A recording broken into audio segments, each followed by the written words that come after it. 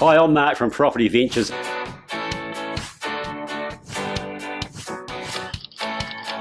Welcome to this week's New Zealand Property Podcast, where we interview the property expert around New Zealand. So hi all, and welcome back to another series of the New Zealand Property Podcast and video series. And as you see today, it's a wee bit different. I haven't got my guest sitting here right next to me. He's on Skype. And welcome from Australia, Michael Yardney. Thanks for having me on, Mark. Very good. I'm very, very pleased to see you here. A lot of people will go, well, we've heard of Michael, we've read his books, and we know a lot about him. And others will say, who's Michael Yardney? So before we get going, a bit about who you are and your background. And you've been around for a couple of years, so just say what you want. Sure. Well, Mark, I've been in property for a long time. I'm 65 now. I bought my first investment property in my early 20s. Over the time, I've made lots of mistakes. In the meantime, I've built a very, very substantial property portfolio. And over the last 20 years or so, I've also built Australia's largest property-related wealth advisory company. But Mark, it goes way back to about 1973. I was in my early 20s. I'd saved up a couple of $1,000 deposit. I was doing part-time work in a fashion store, picking stock in the warehouse and the stockroom, and saved up my money. Couldn't afford a property, and I went halves with my parents. See, we came to Australia as migrants, and I saw that my parents were both working class and didn't have much, and my parents' friends all owned property, and they were wealthy. That means my friends' parents owned property, and I saw what they were able to do, and I wanted to get in as well. So we bought our first property in 1973, paid $18,000 then, Mark, in Caulfield in Victoria, in Large Street, Caulfield. We got $12 a week rent. We were excited, but we took a 30-year mortgage and had no idea how we were going to ever pay it off. But the Whitlam Labor government came in and the property went up in value because inflation shot up. It gave me the ability to buy another one. Sold those when I got married to buy my first marital home. So I sold my half share back to my parents for the half share of $32,000. Bought it back from my mother in the early 2000s for $250,000, and we've since, my wife and I, built 2 townhouses on it. So my first property, $18,000, still owned now, and is worth about $2 million. And boy, a lot's happened in the meantime, mate. Well, that's awesome. 1973 and $12 a week rent. I like that. Very cool. Okay, so move on. 40 a few years. So what are you doing, before we sort of talk a bit about what we talked about today, what are you doing now? You've got a company called Metropole. I'm still involved in property. I'm the CEO of Metropole Property Group of companies. We help our clients grow, protect and pass on wealth through strategic property advice. We've got one of Australia's largest buyers agencies. We've got our own offices in Melbourne, Sydney and Brisbane. We've been involved in over $3 billion worth of property transactions, and our property management division manages over $2 billion worth of assets for our clients. Over the last years, we've opened up a financial planning and wealth advisory company. And I've always run a project management division where we project manage small developments for clients and renovations. So I'm still actively involved, but a bit differently. I conduct the orchestra now. I've got lots of other people playing the instrument, and I have fun speaking to people like you and chatting with the media, writing my blogs, doing my podcast, Mark. I'm still actively involved, but not at the coalface. Great. Oh, perfect. And interesting. The first thing you said, there was a buyer's agency. We were one of the first buyer's agency sort of firms around New Zealand, and we do both now, but that's still a part of what we do. Fantastic stuff. And before we also get in the nitty gritty of today, I love mindset with people and what sort of gets them going and drives them. So I'll ask you, what really drives you still to carry on and doing property? Well, what drives me today, Mark, is very different to what drove me in the past. To be honest, when I started off, what initially drove me was the desire for money. I wanted to be rich. I wanted to be wealthy. And I guess if I'm honest, also anger. I had a difficult childhood, or in my mind, I did. I mean, I never went without, and I was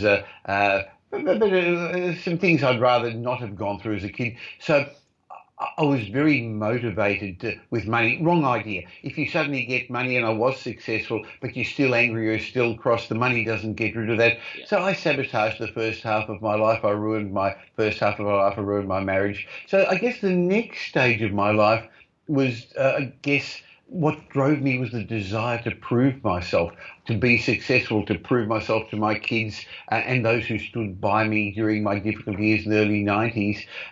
And when I did become successful, I think today what drives me is very different, Mark. It's to leave a legacy for my children and grandchildren. In my blended family, I've got 10 grandchildren. And actually to give back to the greater community. I'm actually financially very successful, very independent, financially independent.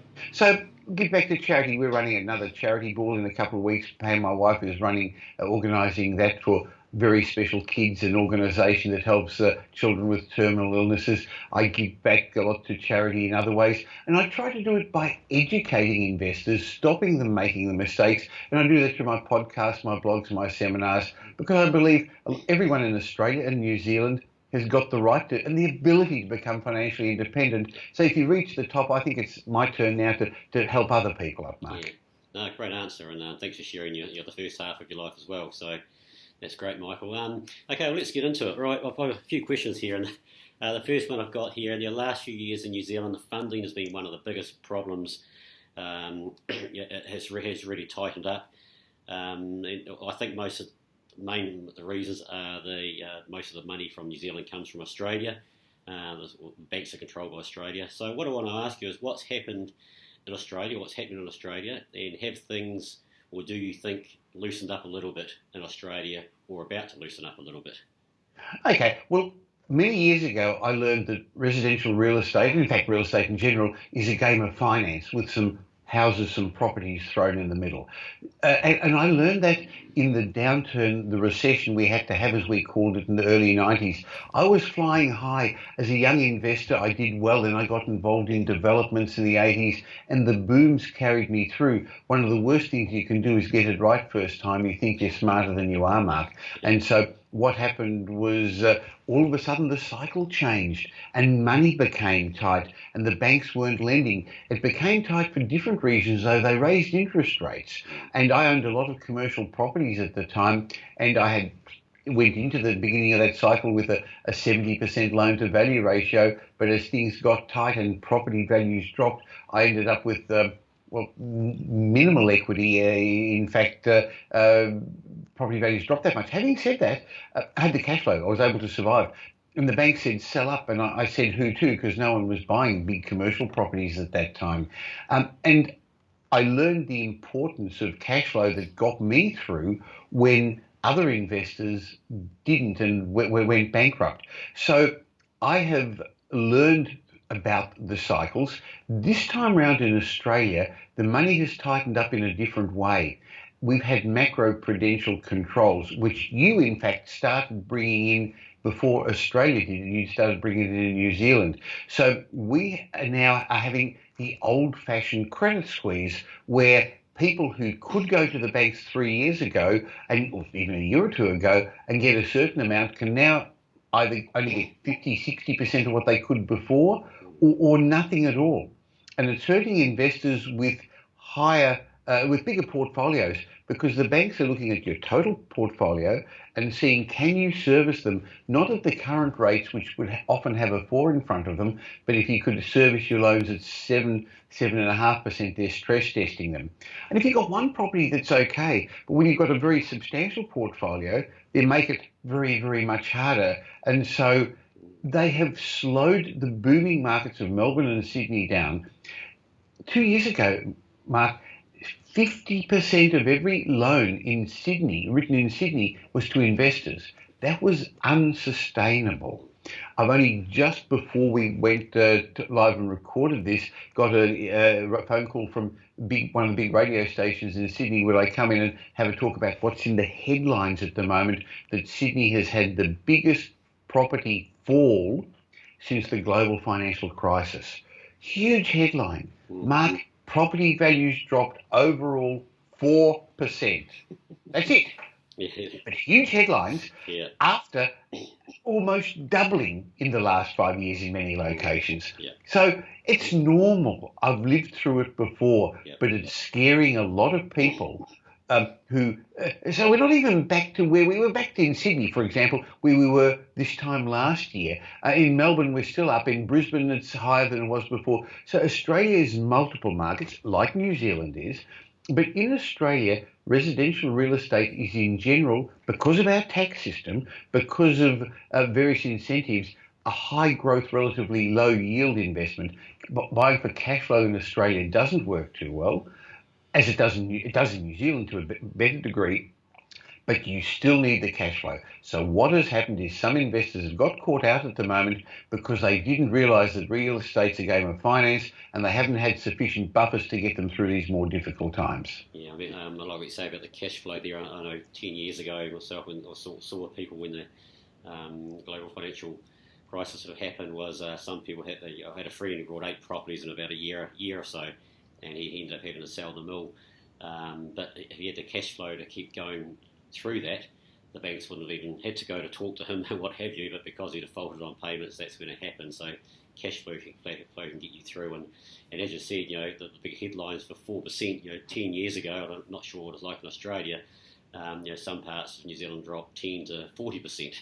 That's where the cash flow, I guess, is important for those sorts of things. And again, the headline now, if New Zealand drops by 0.5%, the market's crashing. Yeah. In Australia, we've got multiple markets.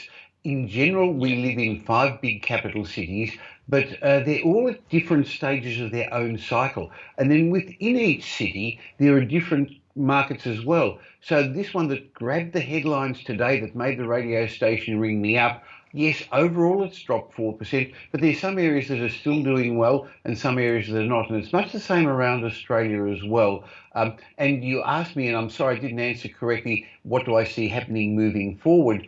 Now our Reserve Bank, which sets the interest rates, or the official interest rate, and the APRA, our Australian Prudential Regulation Authority, that tightened lending, have actually now loosened the purse strings. So APRA now says, we've done our job, we've slowed down the boom, because no one really wants property values to fall, other than those who are not in the market. 70% of Australians own their own home, and they don't want the value of their properties to fall. It's only that 15% of the market who are the first home buyers who want to get in and can't afford it. So they want property values to drop so they can get in. But Mark, once they get in the market, they don't want them to drop anymore. They want prices to go up again. So no one really wants it to. And our banking system is not, it's underpinned by residential real estate, so it doesn't want it to drop. And we've got a federal election coming up next year, so I bet you the politicians don't want our property values to drop much either. So the Reserve Bank is not anywhere near going to raise interest rates. And some experts are even suggesting if things fall and slow down a bit, they're going to push interest rates up, lower interest rates a bit, just to drive the market. Not sure which way it's going to go, but a lot of people are watching this space. I believe that we've probably got another 12 months or so. It's only been a year or so of the lower prices, another 12 months or so, and then the market's going to pick up. But we're having a soft landing, not a crash, Mark. Yeah, no, totally agree. And we had an expert sort of a New Zealand institute here in the last podcast, and sort of was saying that sort of thing. It's certainly a lot softer landing than 10 years ago. I know that, but there are other factors at that time. That's all good. So that's good. I mean, it sounds as though LVR rules and lending is very, very similar. I mean, yes. For the government here, the 40% LVR, and then now 35. There is talk it may go down again. For them, they've got this toy that works, I guess, and it has worked. It slowed the market down. Sorry, are you saying that you can only have a 40% LVR? Yeah, that's what they brought in 2 years ago, and it stopped the market, and investors stopped. And, okay. So with us, they did it differently. You can, as a home buyer, you can still get a 90% LVR. In other words, put 10% in. As an investor, you can put 20% in, but you've actually got to be able to service the debts if interest rates go much higher. Right. So it's actually not the deposit gap that's creating the problem. It's the bank saying, I know you can service the loans today, but if they go up, and no one's suggesting they're going to go up 2-3%, but if they are, so that's their criteria at the moment, saying you can't service your loans. Great. Okay. No, very good. Okay, well, just So take that out, those sort of issues out of the question. What's been happening in the last few years in Australia generally with property? And I know you deal with developers a lot and do developments, and developers. I know developer finance has certainly been hard over here. How's the development world going over in Australia? Okay, well, I am personally involved in 4 property developments at the moment, but they're small, medium density developments that some people would call townhouses or duplexes that I keep in the long term. We do the same for our clients. So we buy land, old houses, not land, an old house in a good established area, and over the year get a development approval, pull it down, build 2 new townhouses or coordinate, project manage that, and the clients keep it themselves. So we don't buy new property or off the plan property for our clients, or we don't recommend it, because in Australia, there is a 2-tier system, and I'll explain that in a second. So the developments we're involved in are more for clients to keep in the long term. But the banks have become stricter with that. But over here, just like in New Zealand, a lot of Asian investors have been wanting to place their money to get a safe haven, and much the same happened in Canada as well. So we set rules up that only Australians or our cousins across the ditch, New Zealanders, could buy established properties, and overseas foreign investors, non-resident investors, could only buy new or off-the-plan properties. And the reason for that was the government was looking to push our construction industry, help construction occur. We had a mining boom and a mining bust, so a lot of the construction workers in the mining industry made their way into the property industry and started building there. So we've, in a number of our capital cities, had an oversupply of new off-the-plan apartments being built that I would call investment stock, not investment grade. They're built specifically for investors, and the locals wouldn't touch them because they know that they're too small, the orientation isn't right, it doesn't work, they're in large monolith complexes that are having difficulty selling. But the overseas people snapped them up and paid silly amounts for them. And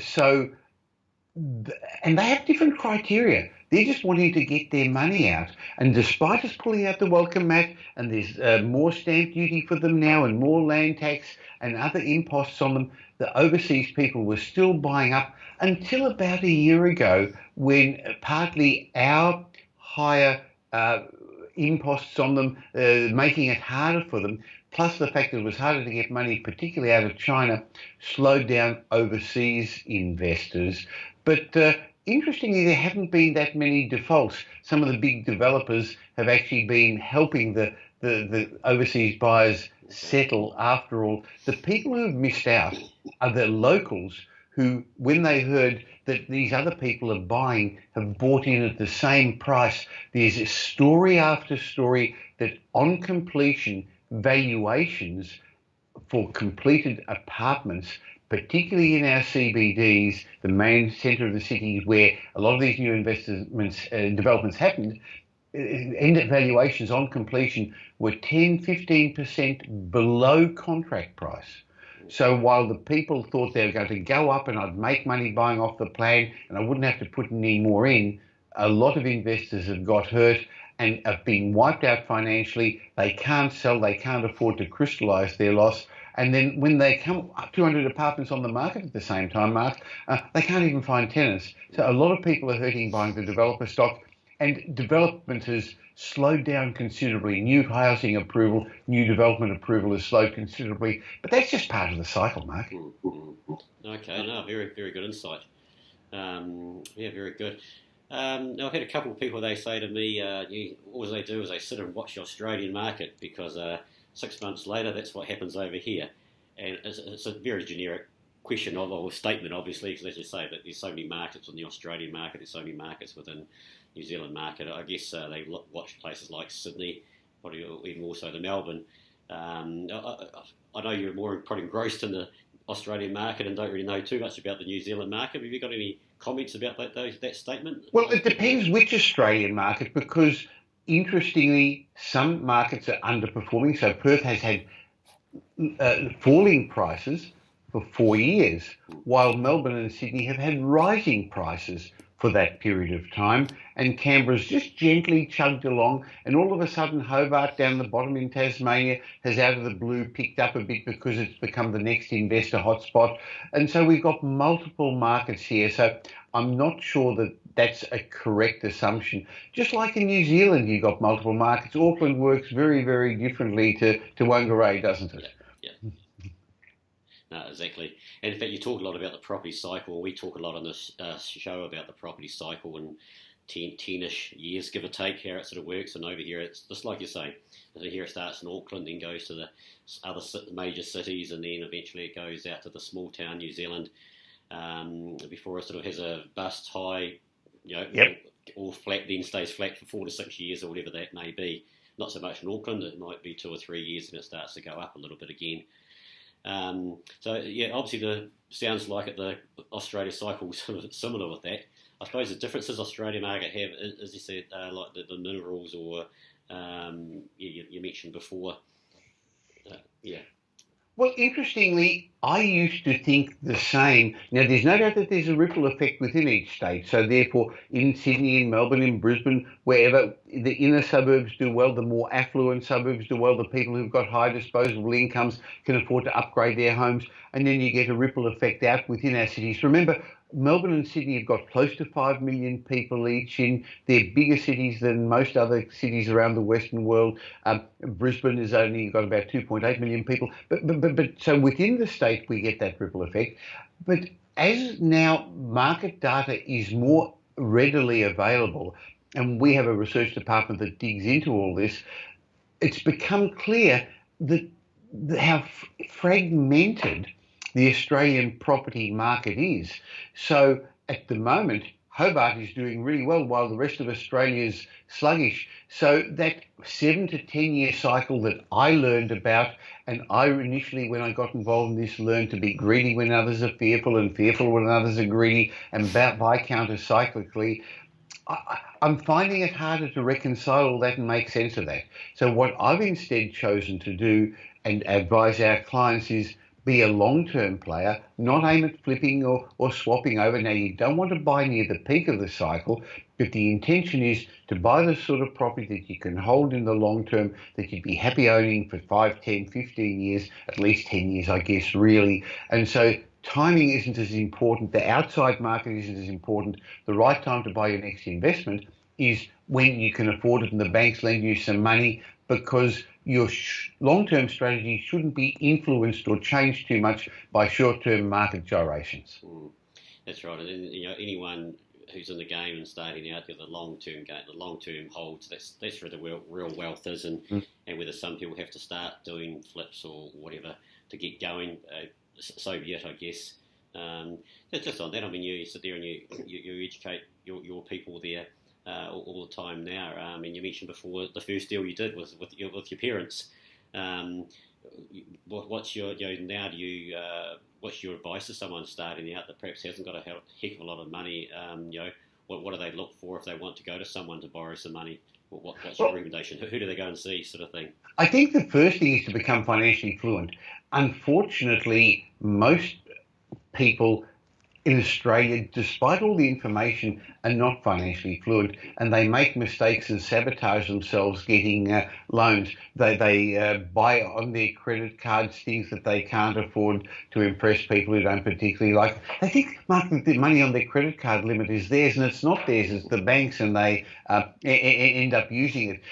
They don't pay their phone bills, or they change phone providers and they get a bad credit rating. So the first thing you need to do is actually get your financial house into order. Spend less than you earn. That was written in the book many years ago, Richest Man in Babylon, that you've actually got to spend less than you earn, invest the money, and then keep reinvesting it and build an asset base. But even though it sounds simple, it's actually a critical starting point, because if you don't spend less than you earn, you're always going to owe people money. So first of all, become financially disciplined, because if you don't, and you take on the commitment of a house, boy, can you get yourself into financial trouble. Mark, in Australia, it's been shown that 50% of those who buy an investment property sell up in the first 5 years. Interestingly, 20% sell up in the first year. They've either got the wrong finance, bought the wrong property, overcommitted themselves. So first of all, become financially savvy and understand how to save a bit. Then in Australia, a lot of people are going not just to the banks, but going to the bank of mum and dad to get a little bit of a help and a bit of a start because the deposit gap for beginners is difficult. And I'd always recommend going to a mortgage broker, not a bank directly, because the banks aren't going to tell you about the deals with the other banks or help you through the maze, which is very complicated at the moment. So best to get somebody independent. And in Australia, mortgage brokers don't charge a fee, so they get paid by the bank, and their job is to get you a loan. Yeah, no, big fan of that. In fact, I just spoke to in a BNI group that I attend on a Thursday morning this morning. And I heard yesterday from somewhere, ASB over here, they get every 10 loans are applied for at the moment, only 2 are getting approved, which is terribly low. And isn't it? The broker was a guest speaker today, and as he said, that's why you end up going to a broker. He said straight away, they're the worst at the moment to lend from. And that's the first thing we do. If someone wants to start out, buy a house, we go, let's go and talk to a broker, because they'll tell you first things. You need to know what you can get into. But the other very good thing is the simplest things in these books years and years ago, some of the things that people don't follow and really should be following. Very good. Hey, what any other tips or bits of pieces you'd like to say from what's going on to our investors over here, from the newbies to the more experienced? Well, I think one of the things I learned over the years was the importance of psychology in investment success, excuse me, or even business success. I think one big mistake a lot of beginning investors have is they're enticed by the idea of a get-rich-quick scheme. They're looking for the quick win. Residential real estate is a low growth, so in Australia, as I said, low yield, particularly high growth investment, but it takes time for that growth to occur. And it takes the average property investor in Australia 30 years to become financially independent, Mark. See, the first 5-10 years, they end up learning what not to do. They've chased cash flow, they buy regional properties, they buy off the plan and they lose out. And then they've got to unravel that and undo that. And then it takes a couple of property cycles to build a reasonable asset base, and then you've got to start to lower your loan to value ratios. So it takes time. Now, you can shorten that time, Mark, by avoiding that first 5-10 years of making all the mistakes. But I've found a lot of people look for information that validates their preconceived ideas. So they believe this is a great place to invest, or this is the way I should do it because I read this. And we get these emails here that you can buy 10 properties in 10 years or 7 properties in 7 minutes, or you can do it with your lunch money or no money down and get into Airbnb. And this entices people. I try to teach people the concept of delayed gratification, that wealth is the transfer of money from the impatient to the patient. So I've found that as property investors, particularly beginning investors, we can sometimes be our own worst enemy because our brain sneakily convinces us to make these decisions that are not based on our own interests. And for the most part, these things, people are powerless against it because we make thousands of decisions every day, and we just have these preconceived ideas. There's a whole science of behavioural finance that interests me, and that's why I've put together a mentorship program, and I write a lot about the psychology of success, because I explain that you can't drive a Ferrari with the engine of a Hyundai. Mark, I believe if you took all the money in the world and distributed it equally, it'd be back in the same proportions again in 3 or 4 years' time.